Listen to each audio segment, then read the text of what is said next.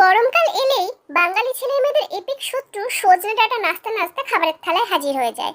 একই দিনে ধরো তোমার বাড়িতে সজনে ডাঁটার চচ্চড়ি, সজনে ডাঁটার ডাল, সর্ষে দিয়ে সজনে ডাঁটা, পোস্ত দিয়ে সজনে ডাঁটা, এই এত কিছু আইটেম রান্না হয়েছে, কিন্তু তারপরেও খেতে বসে তোমার মুখের অবস্থাটা কেমন হবে একবার জাস্ট কল্পনা করো।